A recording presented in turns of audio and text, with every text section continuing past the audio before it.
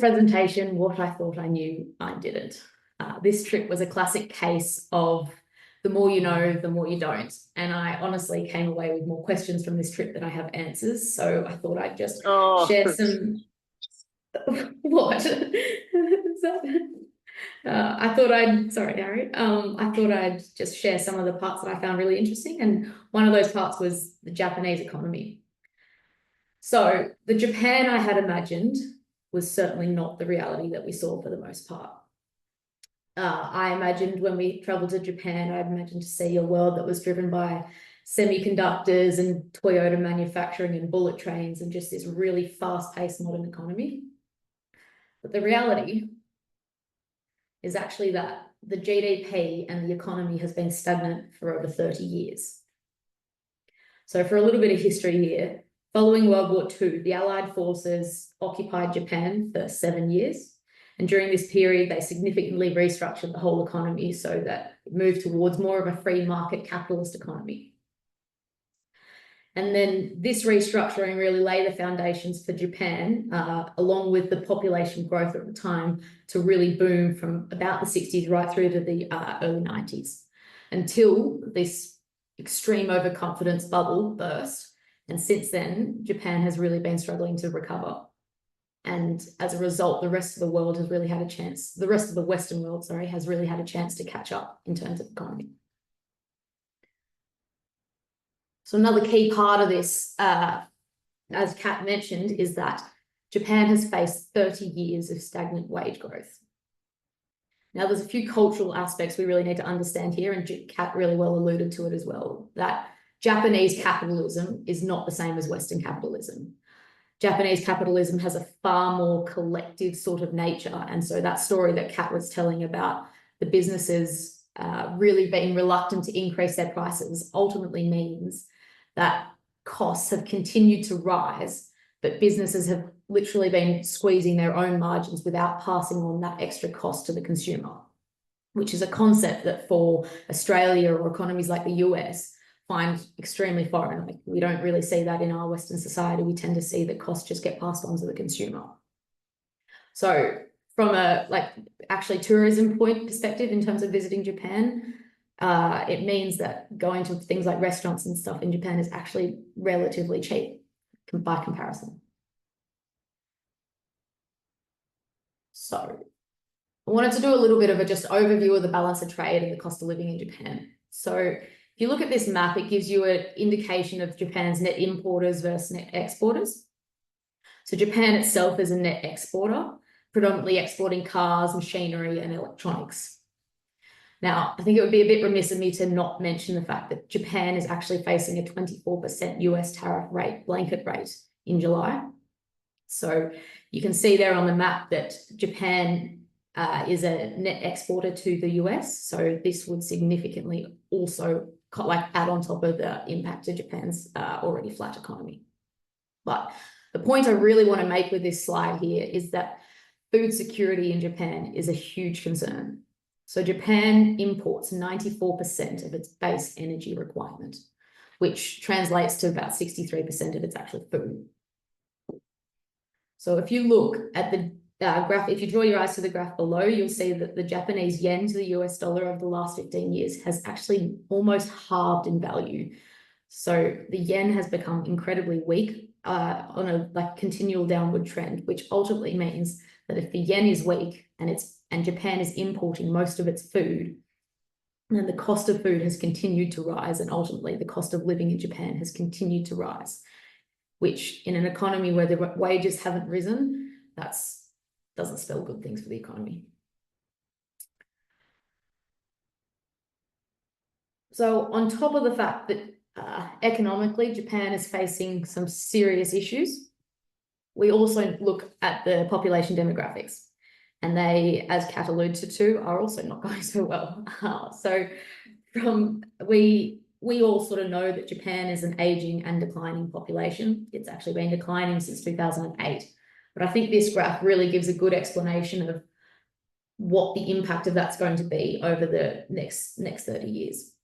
So if you look at 2060, you can see that by that time, by that time, over half the population will be actually retirement age.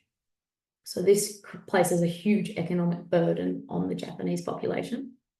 It also means that there's a shrinking workforce, which will result in less productivity. And it also means that government, like any sort of government intervention in terms of fiscal policy and things, will be less effective because there's a much smaller declining workforce in Japan. So how does Japan aim to improve their economy? At the moment, what they're saying is tourism. So Japan was once considered an extremely luxury, expensive country to visit, but by comparison, now it's actually relatively cheap in the Western world. So the Japanese government has set a target of 60 million tourists by 2030. Now, I sort of want to highlight that I think this will probably come with quite a few challenges in the fact that Japan itself has really little cultural diversity, as well as the fact that there's a significant language barrier in Japan. I almost felt across the whole trip that Japan was nearly the hardest place for us to find people that we could like freely communicate with in English. Unfortunately, none of us spoke Japanese. So that was also something that I really was probably a bit surprised about. I expected heading to Indonesia that there would be, given that the economy itself and it's a much poorer nation, I expected that the language barrier would be really hard, but in Japan, I almost found that it was worse. So to really highlight that lack of cultural diversity, 2.7% of Japan's population are foreign nationals, compared to the 31.5% in Australia's population. So it really is a monocultural society. Now, all of these factors give you an economic overview of the Japan, but ultimately they all influence the beef market. So the beef market that I imagined was also not the reality. Just give you a really brief overview of Japanese beef consumption. So in terms of animal meat consumption, it's seafood. Seafood is 40% of the consumption, and the majority of that is tuna. Another thing to highlight is that out of the protein consumption in Japan, 10% of it actually goes to tofu. So I can assure you that for the 1 week that I spent in Japan, I ate more tofu than I have in my entire life. And then if we look at chicken, pork, lamb, and beef, it's about 40% each for chicken and pork, and then roughly 20% for beef consumption. And unfortunately, as a lamb producer, lamb is pretty well non-existent in Japan, and most of the consumers in Japan actually don't really know the difference between lamb, mutton, and goat. If we then look at where this beef is coming from, roughly 40% of it is coming from Japan itself, and then the imported beef is pretty well Australia and US, and they've got a relatively equal market share there. One of the really interesting things I found here was that roughly 85% of the high-end Wagyu market in Japan fits into that A5 category. Now, if you look at this graph on the right, just for some context, and Kat did a great job of explaining this, A5, the bottom end of A5, is equal to like an 8 score by Osmeter standards or a 1000 MSA grade. So this ultimately means that the availability of really high-end Wagyu meat is like, it's huge. And you could really see that, if I go to the next slide, in all the supermarkets we went to. Just everywhere you looked in the supermarkets, the meat just looked really quite incredible. It was just so heavily marbled. But one of the really consistent things we heard throughout this trip across all 3 countries was that the consumer will pay on price and quality alone. Now, heading to Japan, I expected to see a long list of adjectives on every supermarket product in terms of beef in supermarkets. Like I expected to see country of origin, grass-fed, carbon neutral, all the adjectives that go along with marketing beef.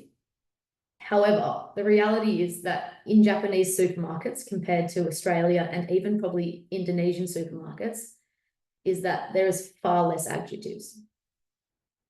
And I think this probably really highlighted for me one key thing, and that is that we can so easily confuse our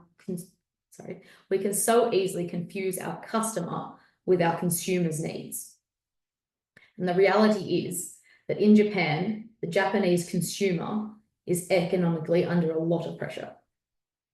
So if they can afford to eat beef, the sole focus when they're actually making that purchasing decision is the price they pay for the quality of meat that they will get.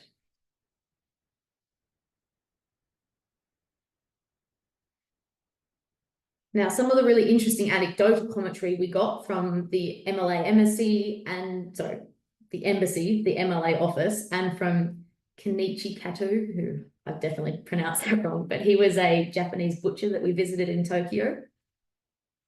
Some of the commentary we got from those guys was that domestic consumption of high-end A5 Wagyu is actually flatlining.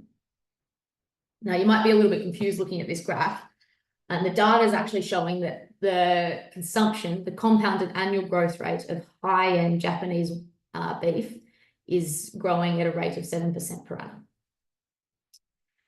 Now, if you overlay the growth rate of tourism over the same period to reach that 60 million target by 2030, you will see that it's almost growing at the same rate. Now, for me, I think this really highlights the fact that potentially domestic demand for high-end marbled beef in Japan is actually flatlining, and the growth in that, the only growth in that market is actually coming from tourism. So, has Japan taken it too far? Part of the flatline part of the discussions we had around the flatlining of A5 Wagyu in domestic consumption is that they're starting to see a bit of a shift from A5 Wagyu back down towards a slightly leaner beef. Now, this could be driven by a number of things. Could be driven by the aging population desiring a slightly less fatty meat. It could be driven by the price sensitivity of the economy. And it could be driven by the Western influence of meat and thicker cuts of meat in which you don't require as much fat. However, one of the things I also considered is that potentially, assuming all other factors are equal, like fat color, meat color, etc., is it possible that quality does not actually have a direct linear relationship with marbling? Now, I don't know the answer to this, but if 85% of the Wagyu market is A5 and their herd size is continuing to grow in numbers and genetic gain, has Japan potentially taken it too far? Now, I could argue either way on this. I would say no, they haven't taken it too far, because there will always be an ultra premium luxury market in Japan and the potential to export internationally around the globe. Japan has done an incredible job of marketing the Japanese Wagyu as a luxury item. However, from a domestic demand perspective, I could almost argue that yes, potentially the Wagyu market has taken it too far, especially in the current economic climate.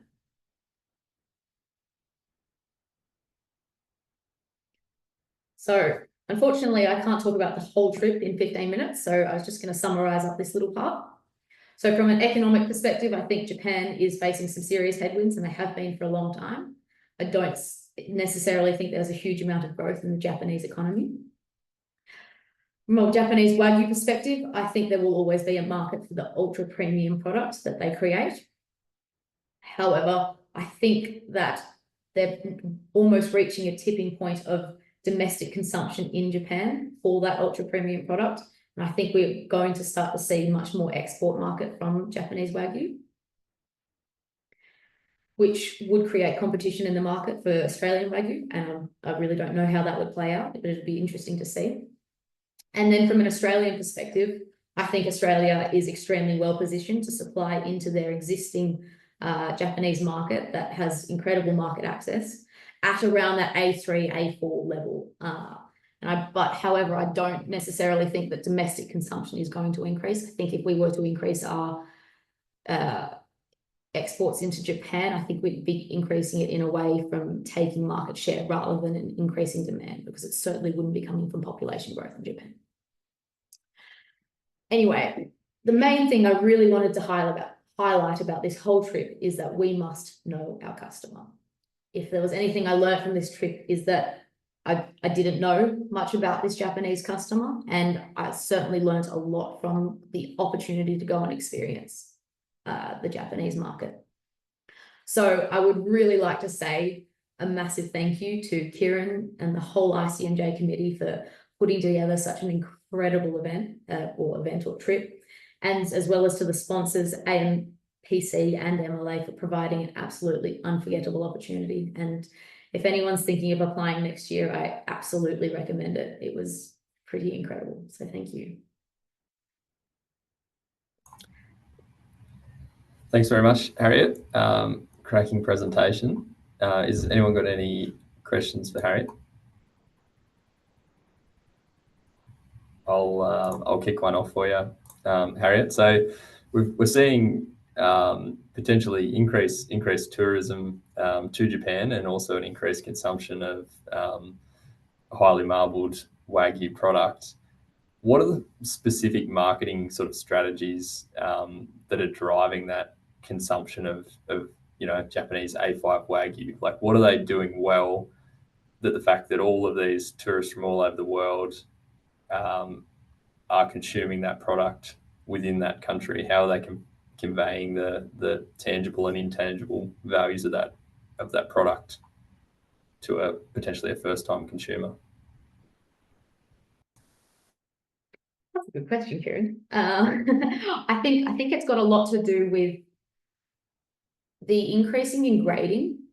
So bringing in grading into the market creates a point where you have a top, and so it's really easy to now differentiate what is good quality versus bad quality. And I think that's ultimately educated our consumer massively. So now they start to understand that the more marbling typically means the better.